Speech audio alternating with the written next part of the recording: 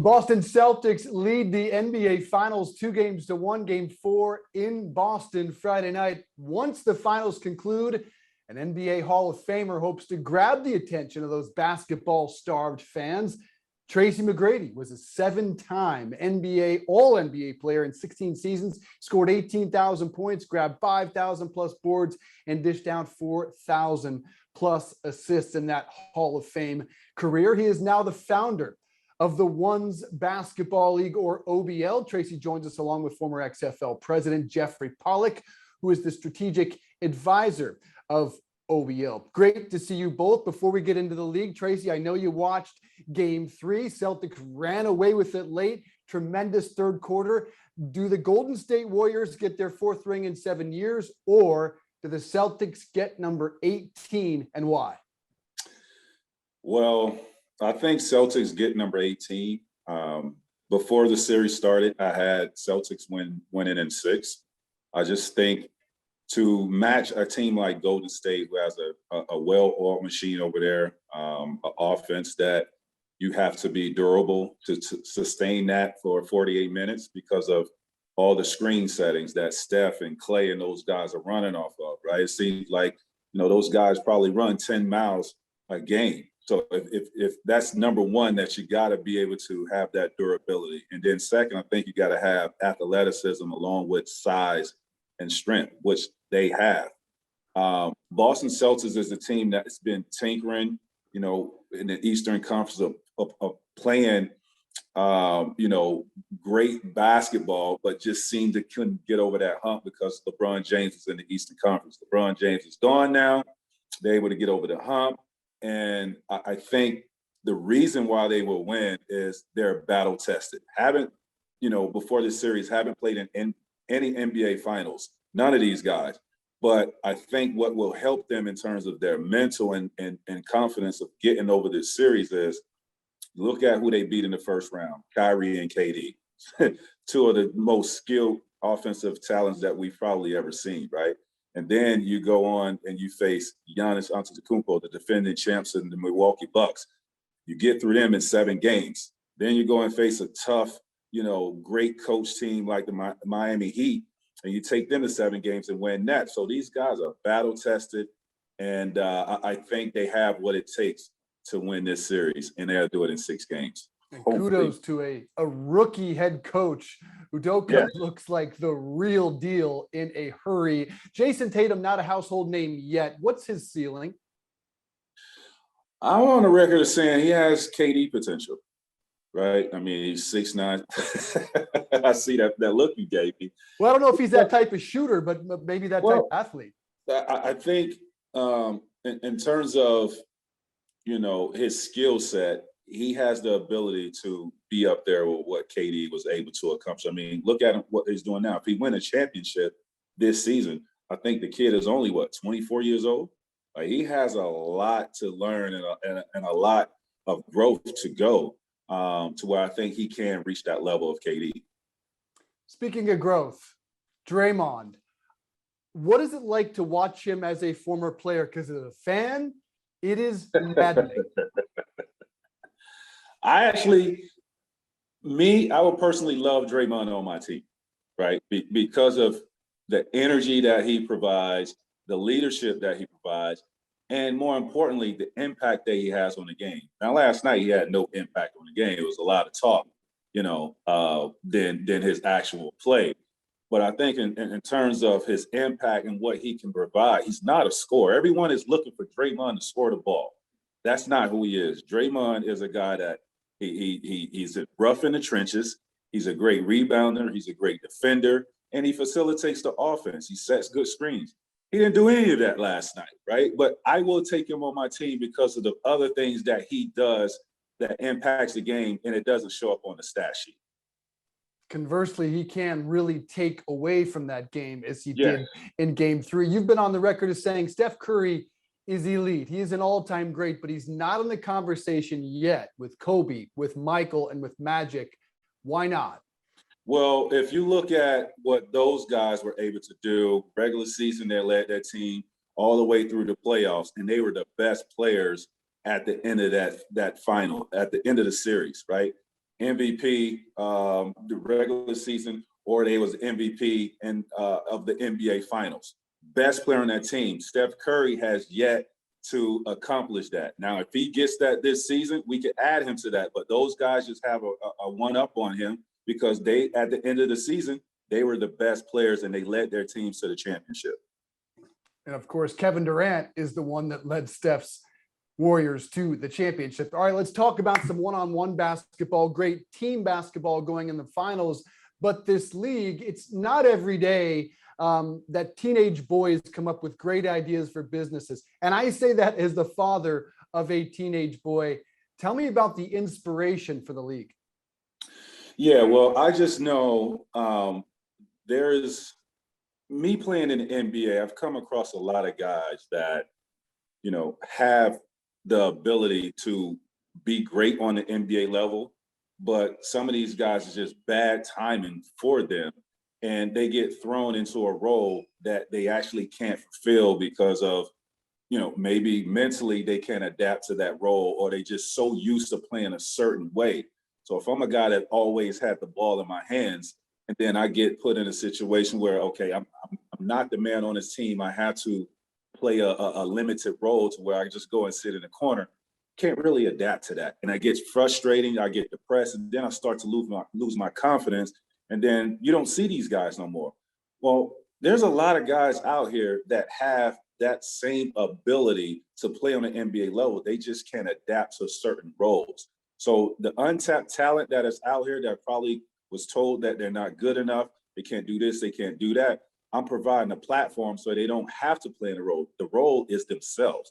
They don't need coaching. They don't need someone telling them, you know, what to do.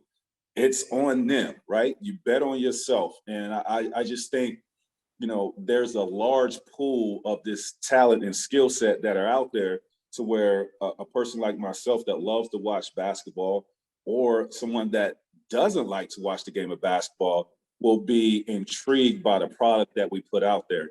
And having, you know, this platform, it was very important that we come up with, you know, a model or the rules that is good for us to sit down for 2.5 hours and be entertained by what we're seeing. I've watched several one-on-one, basketball games on television, and I didn't like the product because I didn't like how it was structured. I think we've identified that structure, and we can sit down for 2.5 hours and appreciate and be entertained for those 2.5 hours. Jeffrey, tell us, generally speaking, how the league works, how you go about finding talent, and what that talent can win at the end of the day. So this season is really kind of our public proof of concept. This is our pilot season, if you will. And we're really curating the players, selecting the players for each city to make sure that we have the right ingredients to do the most important thing this season, which is prove out and test Tracy's brilliant competitive thesis. And what we're seeing so far is that the thesis holds, and maybe in a way better than we had thought. But we play 2 days. Saturday, we play down from 32 to 8 players. And then Sunday, which we now refer to as our Sunday showcase or championship Sunday, we play from 8 to 1.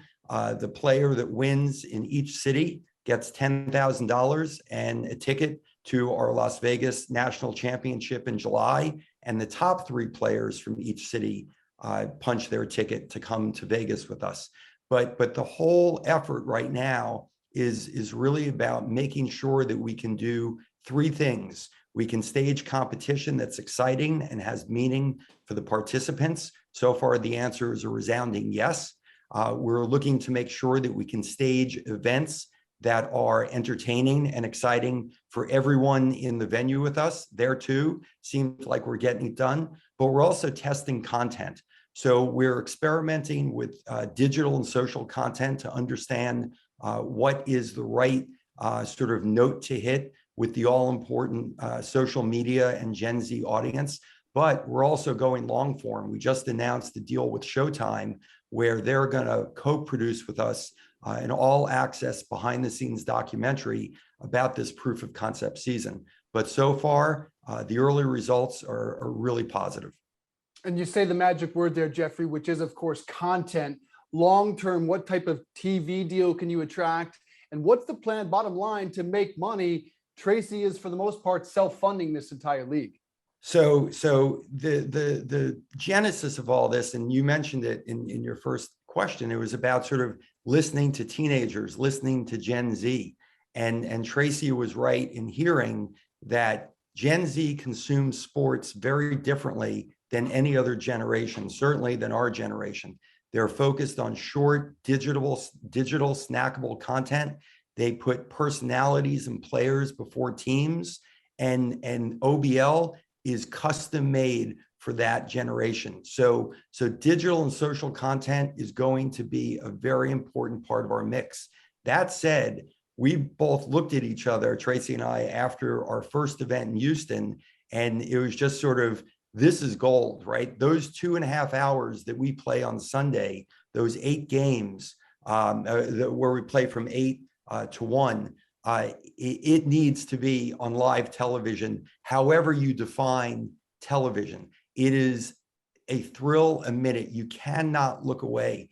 We've been streaming, putting out the games really on Tracy's Instagram page these last few weeks, and we're on TikTok as well this past Sunday. The results have been amazing. So we need to be both on social, and we also need to be on television as you think of television. But again, how that gets defined, whether it's broadcast, cable, streaming, we'll see. And then to the last part of your question, we're going to make money like any other sports property makes money. Right now, we're more focused on making sure that there's a there from a competition standpoint. And the answer is definitely yes.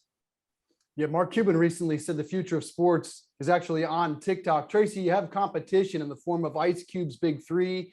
They have some former NBA players. And of course, the Overtime Elite League, which is a high school league paying kids down in Atlanta. How do you differentiate yourselves from those two leagues?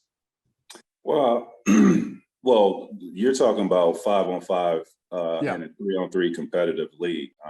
We're in a sense of the physical sport. We're different in that sense. But you said competition. I think it's all good to have competition, right? You got a bunch of basketball leagues. NBA is just not the only sole league. The NFL is not the only sole league. There are other leagues. So I think we're just, adding another dynamic to it, giving it a bigger platform. There are one-on-one leagues out here. I think because of the name and I think the platform that we're providing for these guys, we're trying to make it global and broaden this out. But, it's good to have competition. I relish that. And, quite frankly, I think all of those guys, Big Three is doing a great job. They're on their 5th season. Hopefully we're fortunate enough to make it to 5 seasons.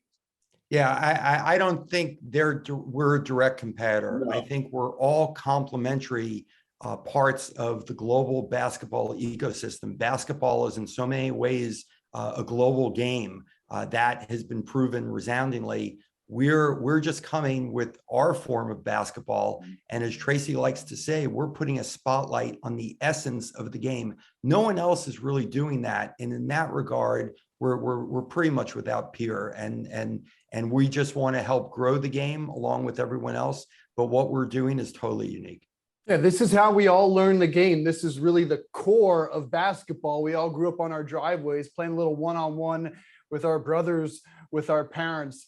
But because it's one-on-one, Tracy, I want to kind of get your instincts when it comes to it. Who is your dream one-on-one? It could be 2 present NBA players or greats of the past. Who would you love to see go head to head? Oh gosh, that is none other than the late great Kobe Bryant and Michael Jordan, right? Who wins?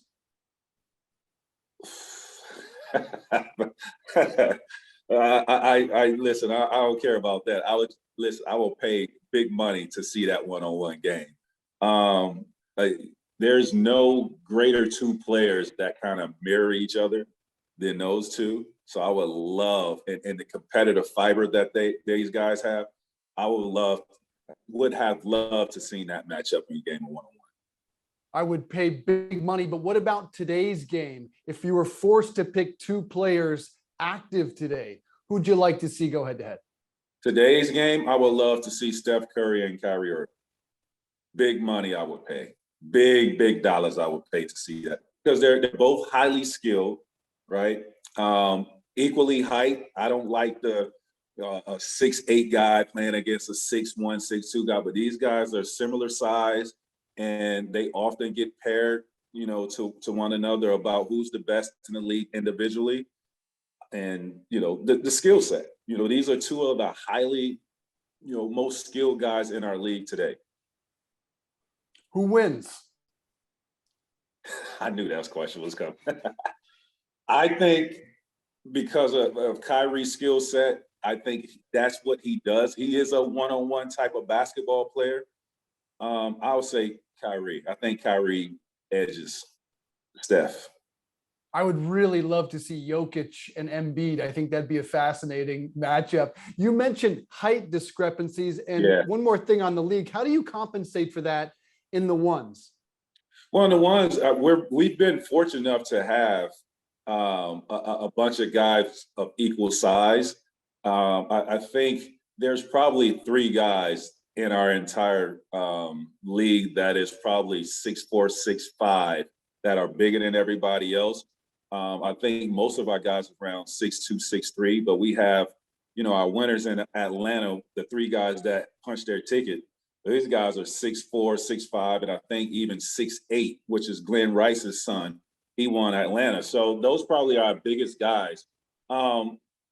Again, they have an advantage, but also if the little guys are smart enough, they can be beat. And that's sort of the beauty of OBL, right? Because in many ways, we're sort of like American Idol for sports. These are players who are not household names today. They're players that can be and maybe should be household names. And the platform that Tracy's created is really about creating opportunity for these names you don't know, but you should know. So to your earlier question, the greatest one-on-one matches have yet to be staged, and they're going to take place on the OBL court. Yeah, and another thing about OBL and why this is so important, oftentimes we talk about who's the GOAT of basketball, right? We talk about Michael Jordan, we talk about LeBron James and that.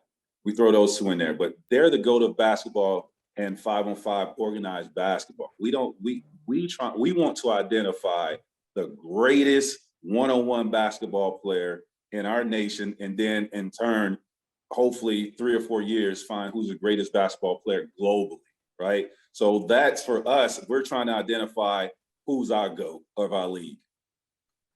All right, the ones. OBL returns to Las Vegas for the championship, $250K later this summer, but you'll see him next in LA, June 18 and 19. Tracy, Jeffrey, appreciate you both. Thank you. Thank you.